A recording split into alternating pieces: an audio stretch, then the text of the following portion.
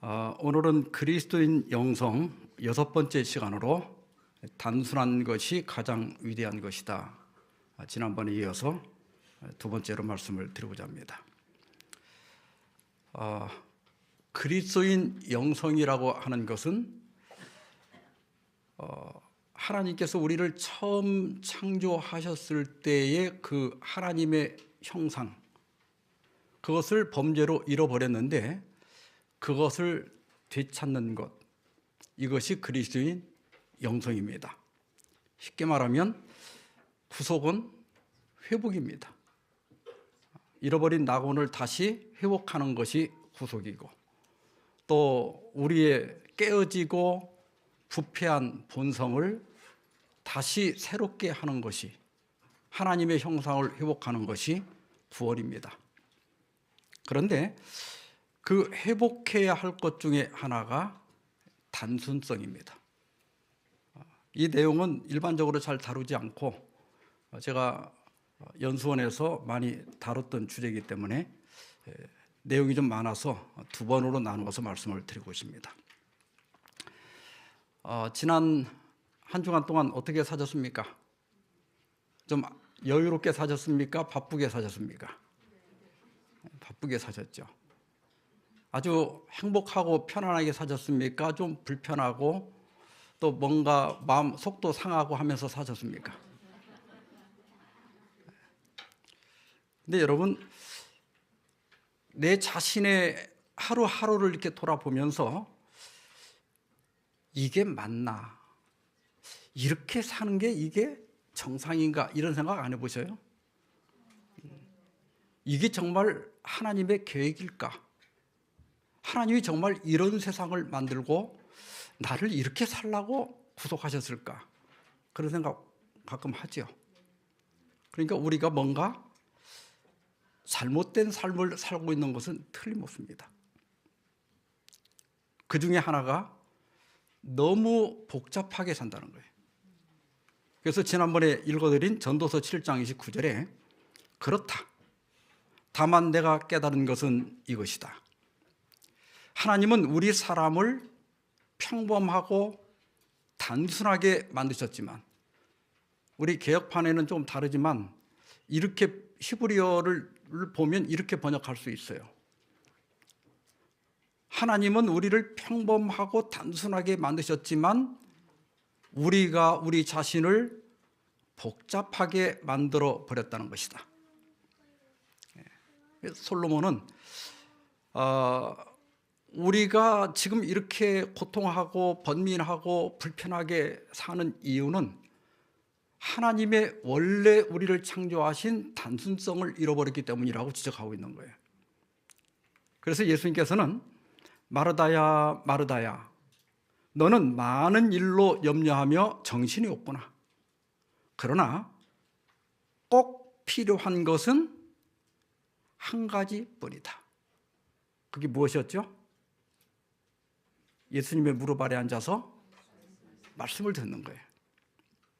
그러면서 마리아는 좋은 것을 선택했으니 결코 빼앗기지 않을 것이다. 제가 이 본문을 갖고 한 건 아니지만 비슷한 내용을 가지고 말씀을 드렸는데, 그 다음 날 수석 집사님이 그래요. 목사님 설교 듣고 부작용이 났습니다. 그래서 무슨 부작용입니까? 그랬더니 이제 우리 교회 집사님들이 안식일 날 식사 당번 안 하고 말씀을 드려야 되겠다고 합니다. 근데 이건 이제 봉사하지 말라는 말씀은 아니고요. 교증은 6권 118페이지에 보면 하나님을 위하여 일하는 모든 사람은 마르다와 마리아의 특성을 뭐라고 그랬죠? 겸한 것, 그 두 가지를 같이 겸하라. 즉 즐겨 봉사하는 특성과 진리를 진정으로 사랑하는 특성을 소유해야 한다. 그런데 예수님께서는 왜 마르다를 책망하셨는가 하면, 첫째는 우선순위가 바뀐 겁니다. 말씀을 듣고 은혜를 충분히 받아서 내 안에 변화가 일어났을 때 봉사를 하면 잘 지치지도 않고 짜증을 안 내게 돼 있어요. 그런데 먼저 말씀의 은혜를 받지 않고 봉사부터 하다 보니까 기운이 딸리면 어떻게 해요? 예수님한테까지 와서 따지는 거예요. 제 동생이 놀고 있는데 예수님이 아무 말씀도 안 합니까? 나를 좀 도와주라고 말씀해 주십시오. 이렇게 따지게 되는 거예요. 그래서 우리도 봉사를 하지 말라는 게 아니라 우선순위가 뭐다? 내가 말씀을 듣고 말씀으로 은혜 받고 기도하고 해야 지치지 않고 짜증을 내지 않는다는 거예요. 두 번째 문제는 뭐냐면 너무나 많은 일을 한꺼번에 하려고 한 겁니다.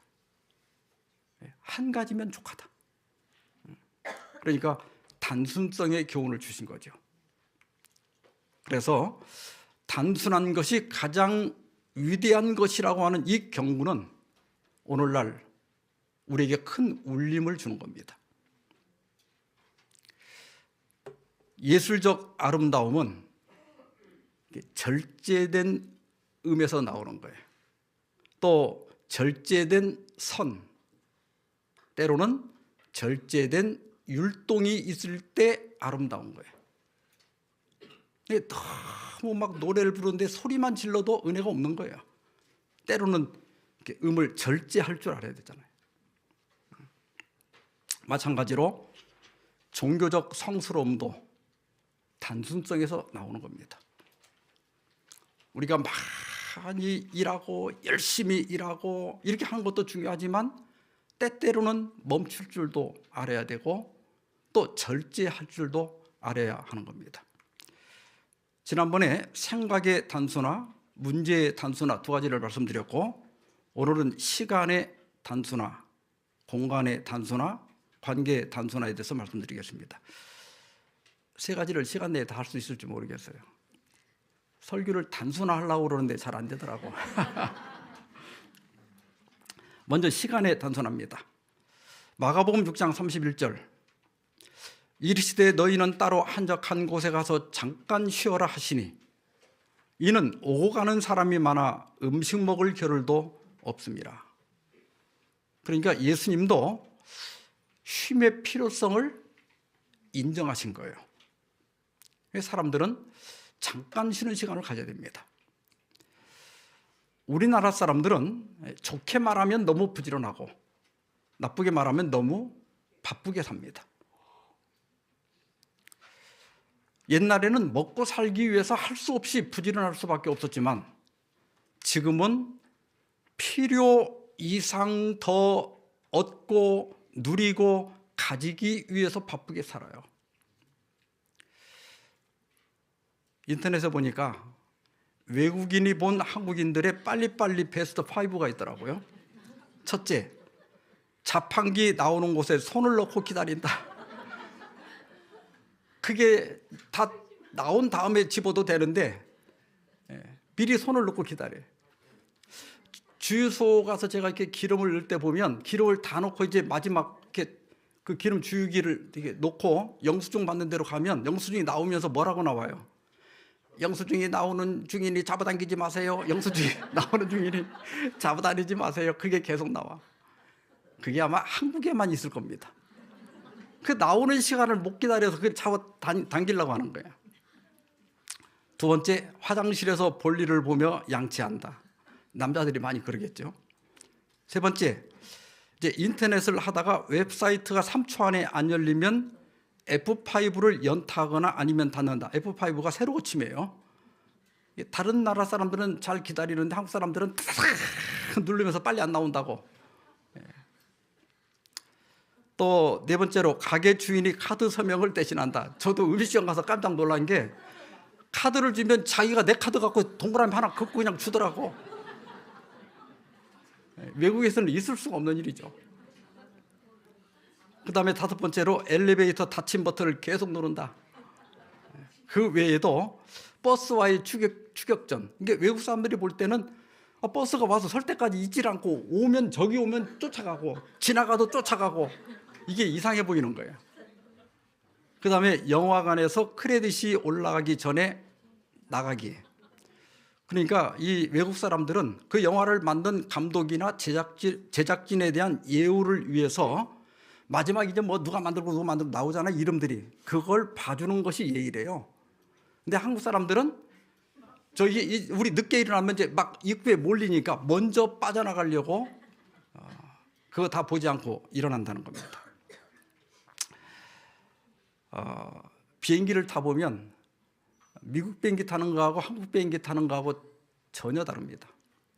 이 한국 비행기는 바퀴가 딱 하고 땅에 닿자마자 다 안전벨트 풀고, 그리고 이제 딱 서자마자 다 일어나서 이 키가 큰 사람들은 머리를 들지도 못하는데도 서서 이러고 기다리고 있어요.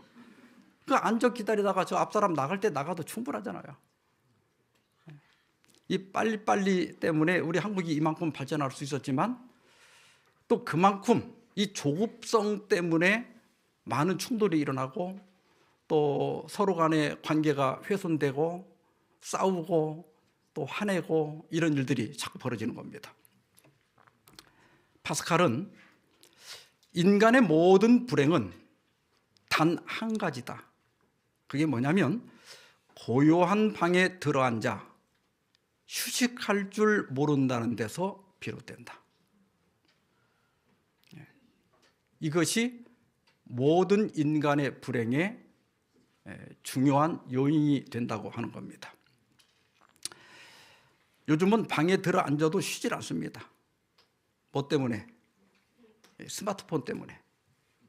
이게 참 좋은 거긴 한데 우리나라 사람들이 55.6%가 이게 반 이상이 하루에 스마트폰을 4시간 이상씩 사용한다는 거예요. 그리고 25.7% 이게 4명 중에 1명은 4분의 1은 한 서너 시간. 근데 이 스마트폰을 많이 쓰다 보면 이점은 정보 접근성이 향상되고 엔터테인먼트 접근성이 향상된다. 이점이지만 단점은 시간을 낭비하고 집중력을 저하시킨다. 진짜 우리 여기 청소년들 어린이들이 나중에 잘 되려면 최소 초등학교 때까지는 휴대폰 쓰면 안 돼요. 전화는 괜찮은데 유튜브를 보거나 그렇게 하면 안 돼요. 할 수만 있다면 고등학교 졸업할 때까지 게임이나 유튜브 같은 거 많이 안 보는 게 좋아요. 왜냐하면 그때는요 이렇게 입력을 많이 해야 되는 시기잖아요. 이게 우리 입금을 많이 하고 지출을 적게 하는 시기예요.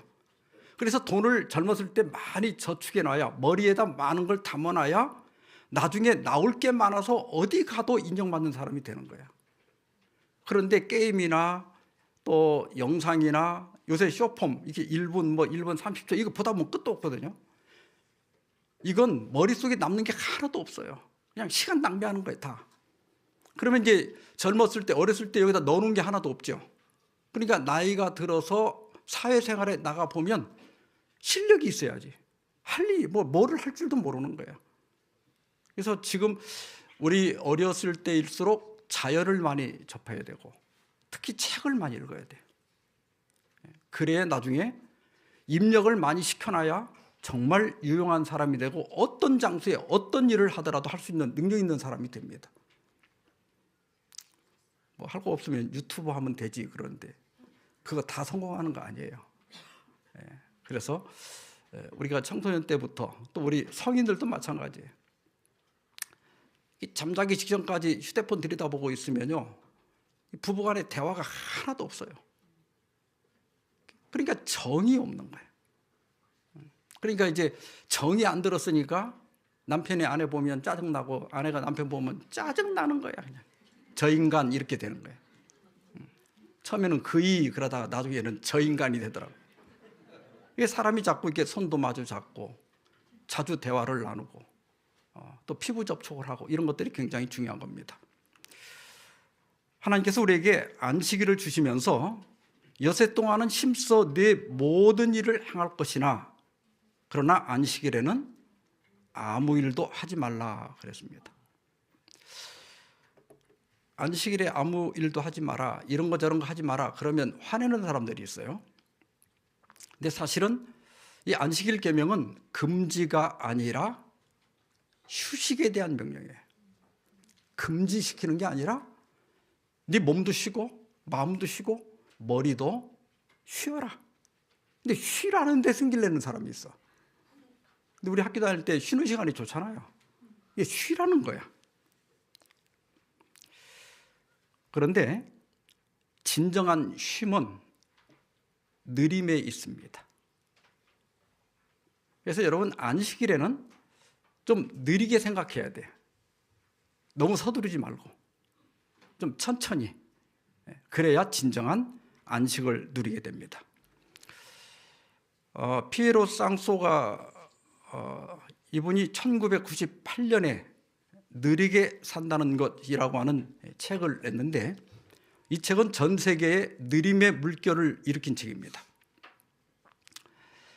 현대인들에게 가장 중요한 것이 뭐냐? 가장 지혜로운 삶의 방식이 뭐냐? 그것은 느리게 사는 법을 익혀라. 이게 빠른 게 꼭 좋은 건 아니에요. 제가 연합회 들어가서 7년 동안은 뭐 별일 없이 일을 했어요. 저는 스트레스를 잘 안 받는 성격이거든요. 그런데 하루에 16시간씩 일을 했습니다.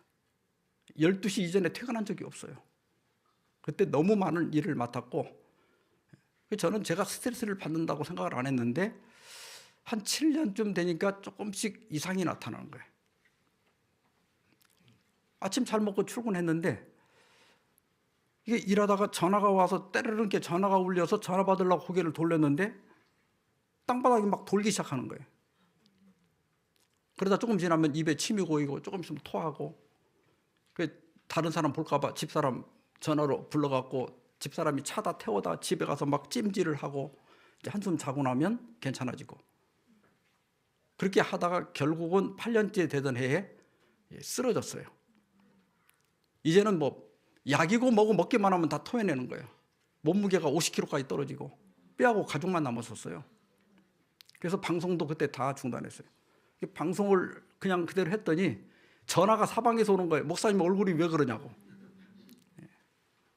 제가 그때 1년 6개월 동안 참 제대로 먹질 못하니까, 먹으면 다 토해내니까 그렇게 국물만 떠먹고 살았어요. 그래서 온갖 검사를 다 했는데 검사비만 한 3개월 동안 한 200만 원 들은 것 같아요.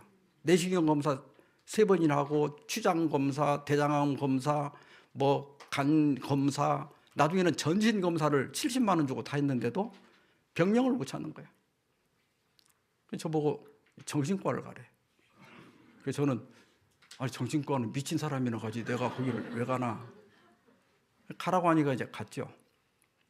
그래 뭐 피 검사도 하고 뭐 이런 문항 검사도 하고 이렇게 하더니 스트레스 수치가 어마어마하게 높다는 거예요.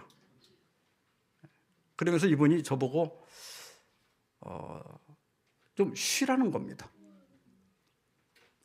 근데 이제 그분이 쉬는 어떻게 쉬어야 되는데 나는 쉬어본 적이 없기 때문에 어떻게 쉬는지를 모르겠더라고.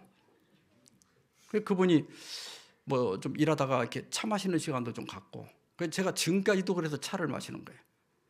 그리고 목사님 이렇게 쉬실 때 음악은 뭐 듣습니까? 근데 내가 대답을 못했어요. 왜냐하면 쉬어본 적이 없으니까. 그래서 그냥 뭐 이렇게 했더니 뭐 찬미가 같은 거 들으세요? 그래서 그것도 가끔 듣지요. 그랬더니 목사님은 찬미가 들으면 안 됩니다.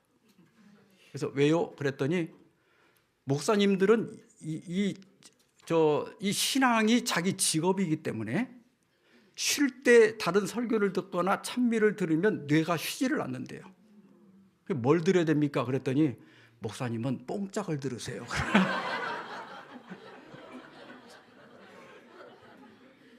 그러니까 내가 완전히 안 하던 일을 해야 뇌가 쉰다는 거예요.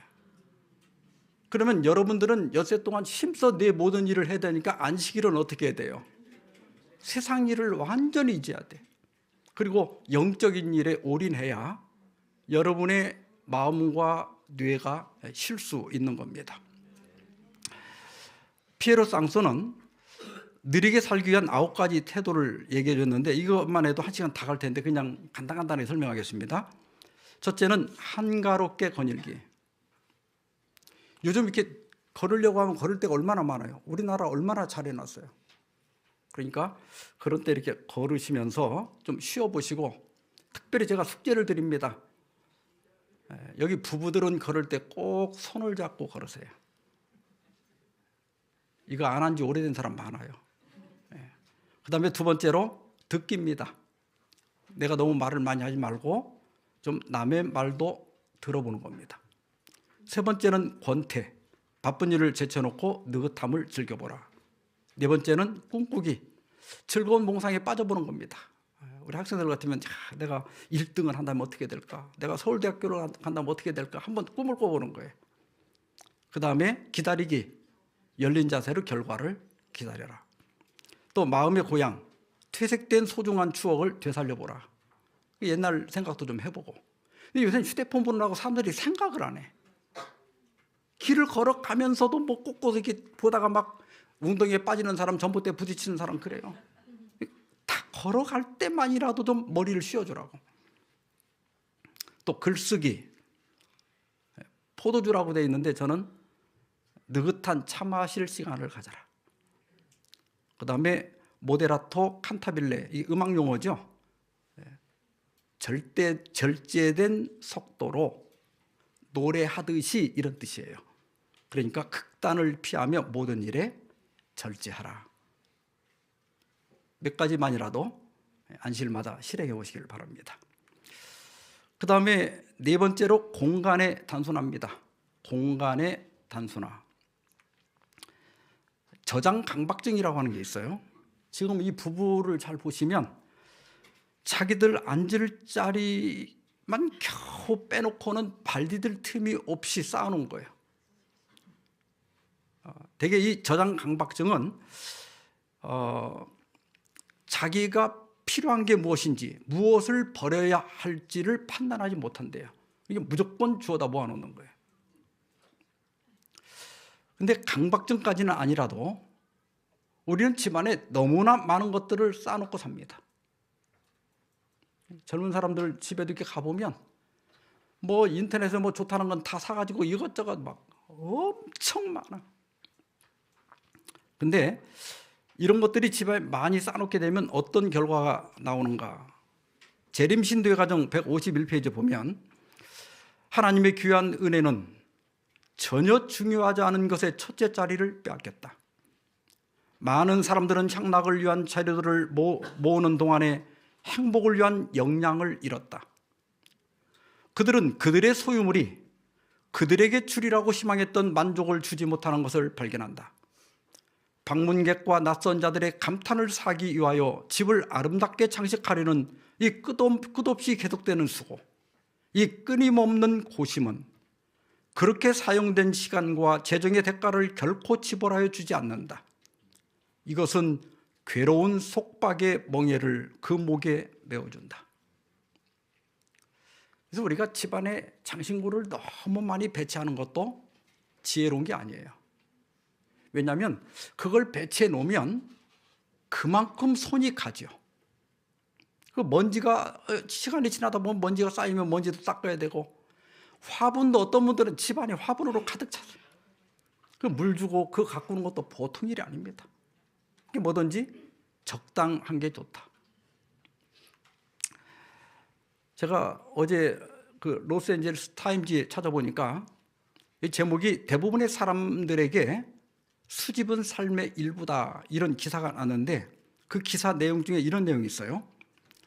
정리 전문가인 레지나 리크가 인용한 통계에 의하면 미국 가정에는 평균적으로 종이 클립부터 다리미판까지 30만 개의 물건이 있다. 우리가 집안에 모아놓고 사는 게 가지수가 따져보면 30만 개나 된다는 거예요. 아마 여러분도 비슷할 거래요. 안 세봐서 그렇지. 어떤 분들은 이렇게 기사에 있는 건데, 이제 거실에다가 이게 책장에다가 거실을 다 책장으로 채우는데 그 심리 속에는 나는 책을 많이 읽은 사람입니다. 이걸 보여주고 싶다는 거예요. 또 도자기를 이렇게 설치하는 사람, 또 그릇 세트를 장식하는 사람, 그 뭔가 남에게 이렇게 보여주기 위한 거예요. 그래서 프랑스 작가인 라로슈 푸코는 아주 예리한 지적을 했습니다. 우리는 행복해지기 위해서가 아니라 남들에게 행복해 보이기 위해 애쓴다. 실용적으로 정말 나에게 필요해서가 아니라 남들에게 보여주기 위해서. 행복하게 사는 법을 배우는 게 아니라 행복하게 보여주는 법을 자꾸 연구한다는 거예요. 그래서 남들이 볼 때는 부러워하지만 그 내면에 들어가 보면 너무나 고통이 있고 거기 외로움이 있고 삶의 기쁨이 없는 겁니다. 이 공간을 단순화해야 되는 이유에 대해서 100여 년 전에 스위스 산악 등반가인 샤를 비드먼은 우리의 마지막 신체 기관인 모든 감각 기관은 공간을 이용하는 것에 맞춰져 있다 그랬습니다. 다시 말하면 우리의 감각 기관은 이 공간하고 연결되어 있다는 거예요. 그래서 한 건축가는 집은 제3의 피부라 그랬어요. 우리 여기 피부가 있고 우리 몸을 보호하는 거죠. 그 다음에 옷이 제2의 피부죠. 그리고 이제 집은 제3의 피부다. 우리의 보호막입니다. 그리고 그 공간이 우리를 만든다 그랬어요. 저는 출장을 많이 다니다 보니까 호텔에 많이 지내게 되는데 호텔에 들어가면 이상하게 마음이 편해요. 근데 제가 때로는 1주, 때로는 2주, 미국 같은 데 가면 3주씩 있는데 가방 하나 가지고 가서 3주를 사는 거거든요.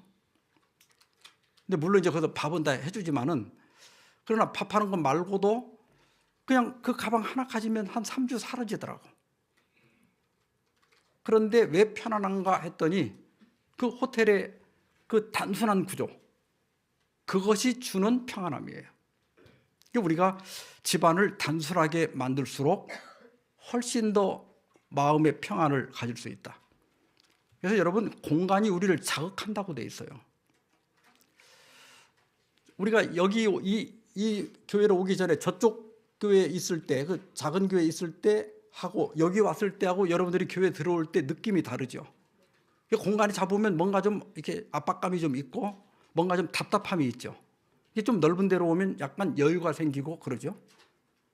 우리가 이 천장이 높으면 명상하기가 좋고 기도하는데 굉장히 유용해요.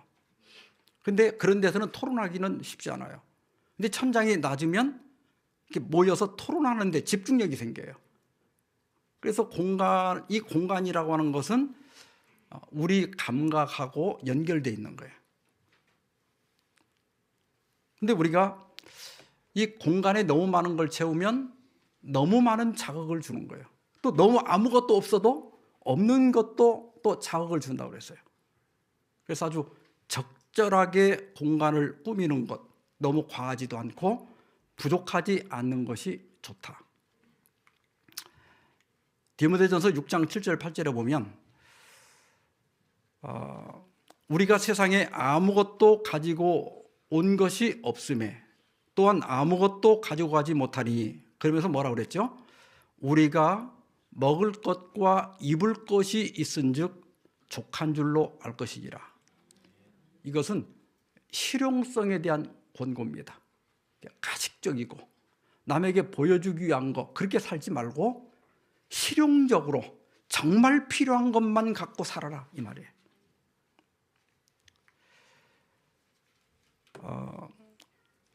이 사사키 후미오가 쓴 나는 단순하게 살기로 했다, 이 책은 일본의 미니멀 라이프 열풍을 일으킨 책입니다. 여기 사진에 보는 것처럼 저 왼쪽이 거실이에요. 왼쪽 위가 거실이고 오른쪽이 침실이고 그 다음에 왼쪽 밑에가 서재고, 그 다음에 거실에다가 당신이 갖고 있는 거 한번 여기다 다 갖고 와보라고 그랬어요. 집 안에 있는 살림 전체를 가지고 나오는데 8분 정도 걸렸는데 50개가 안 되더라는 거예요. 제가 50개 갖고 사는 겁니다. 근데 원래 이 후미오 씨도 뭐 온갖 거 다 들여놓고 살았대요. 그런데 2011년 3월에 동일본 대지진이 있었죠. 그래가지고 쓰나미가 몰려와가지고 그 많은 집과 재물과 차들을 휩쓸어 가는 것을 보면서 소유에 대한 생각을 바꾸게 됐답니다. 내가 가지고 아끼던 것들이 이게 하루아침에 없어질 수 있구나. 그렇다면 내가 돈을 소유하는 데 쓰지 말고 정말 필요한 데 쓰자. 그래서 삶을 단순화하고 났더니 완전히 삶이 변했고 정말 행복해졌다고 합니다. 그래서 물건을 줄이면 줄일수록 진짜 필요한 것이 무엇인지를 깨닫게 되었고, 특별히 무엇보다도 다른 사람과 비교하는 습관이 없어졌대요. 옛날에 물건을 모을 때는 내가 차를 끌고 나가도 내 차보다 저 차가 비싼가 좋은 차인가 이거 따지고 그랬는데, 이게 줄이고 보니까 비교할 사람이 아무도 없는 거예요. 이제는 남의 집에 가서도 뭐 아무리 좋은 장식이 있고 한다 할지라도 하나도 안 부러운 거예요. 예. 근데 이게 버리는 게 쉽지 않아요. 저도 약간 좀 저장 강박증이 좀 있는 것 같아요.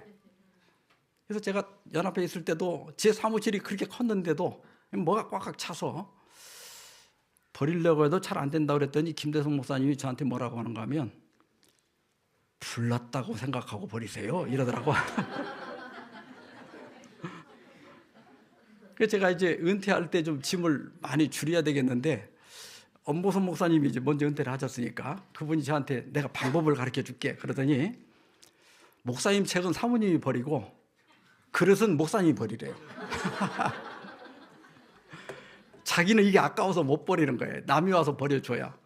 그래서 저희 집사람이 거의 한 반가량을 버렸어요. 책을. 잘 버리는 10가지 원칙이 있는데, 첫째, 보지 말고 버리기. 책을 버리려면 여태까지 내가 10년 동안 한 번도 안 뽑아본 책이다. 그럼 그냥 버려야 되는데, 이게 보다 보면 이건 조금 더 갖고 있어야 돼. 이렇게 생각이 바뀝니다. 그릇도 마찬가지예요. 10년 동안 안 쓴 그릇은 버려야 돼요. 나중에 필요하면 사면 되잖아. 그 무거운 걸 끌고 다닐 필요가 없거든요. 그 자리에서 버리기.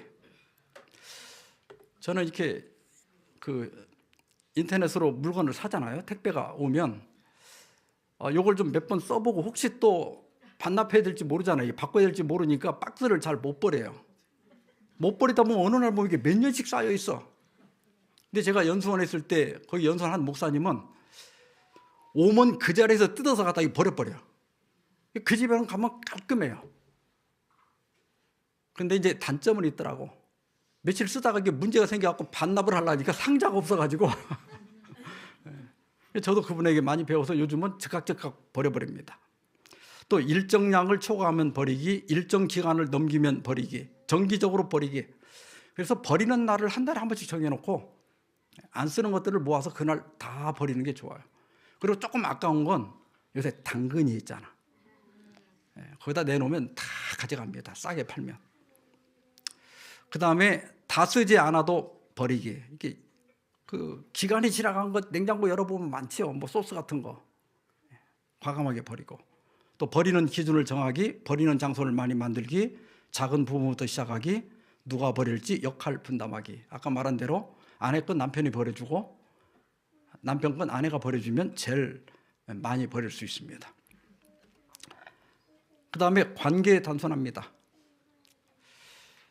아리스토텔레스는 인간은 천성적으로 사회적 동물이다 그랬어요.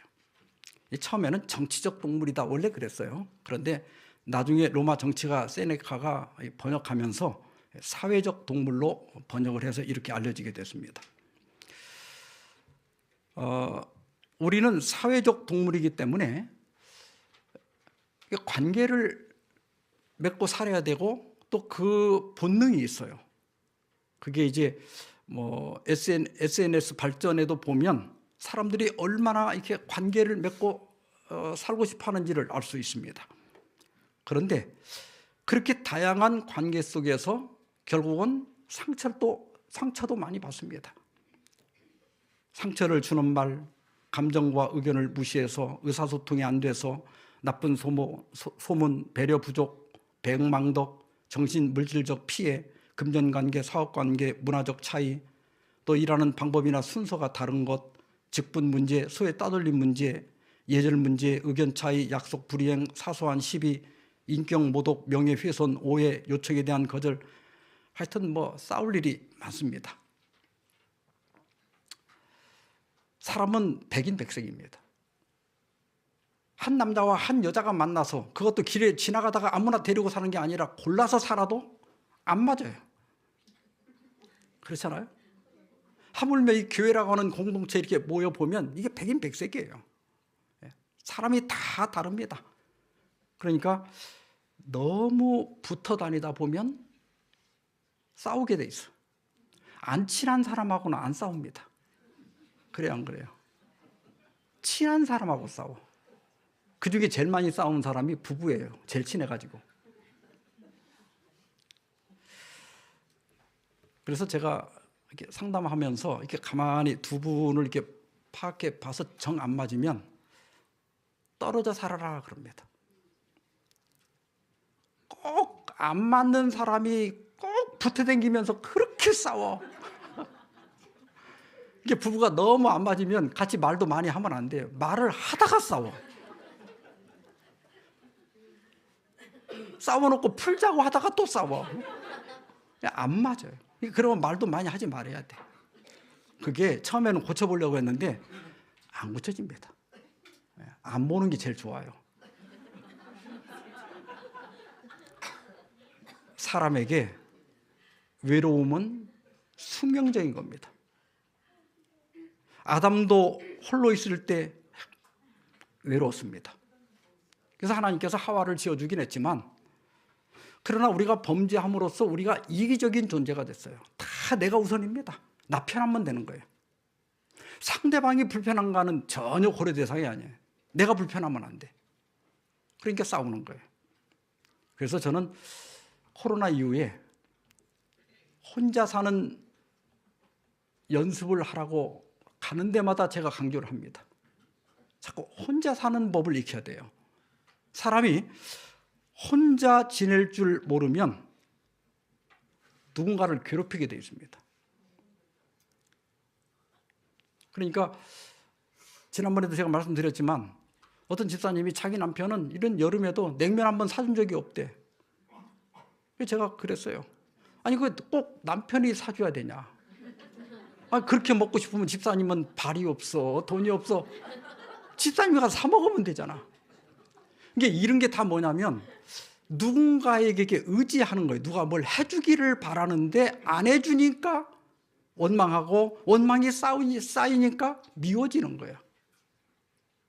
그러니까 상대방은 우리가 배우자니까 친하니까 우리가 요구할 수는 있지만 눈치를 봐서 상대방이 싫어하는 것 같으면 내가 혼자 하면 되잖아요.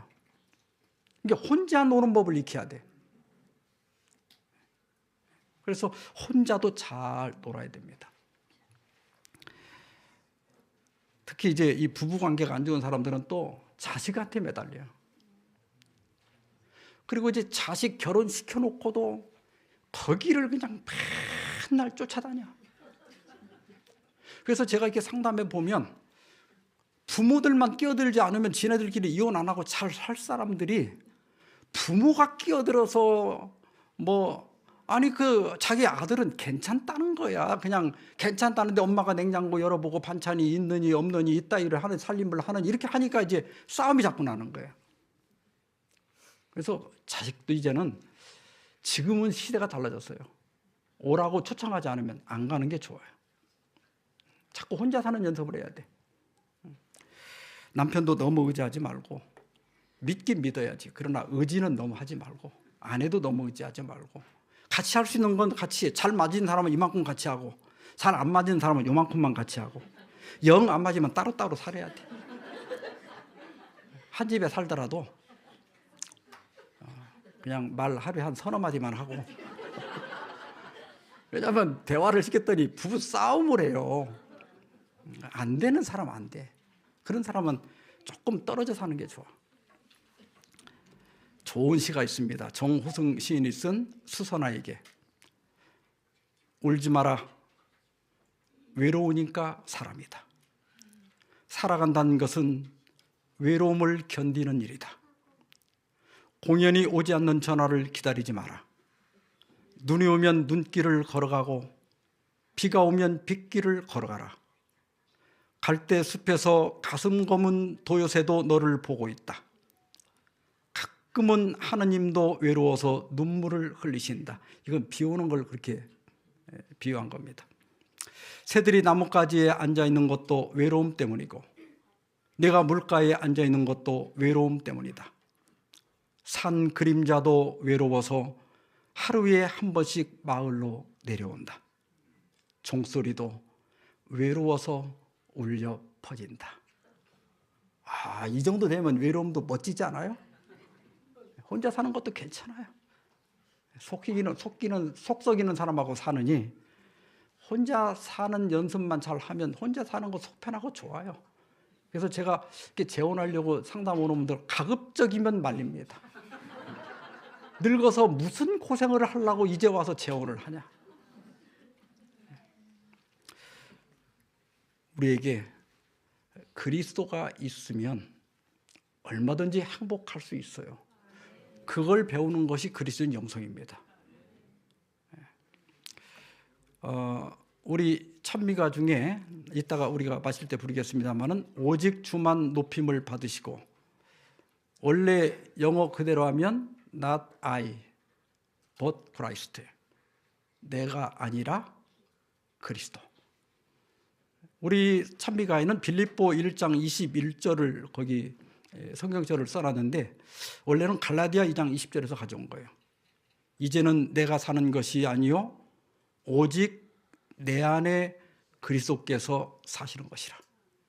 내가 사는 게 아니라 내 안에 그리스도가 살 때 우리는 홀로 있어도 얼마든지 평안할 수 있고 행복할 수 있습니다. 모쪼록 우리가 그리스도인으로서 예수님을 마음의 중심에 모시고 또 가정의 중심에 모시고 교회 중심에 모시고 그리스도를 바라보며 사시는 저와 여러분 되길 바라면서 말씀 마치겠습니다.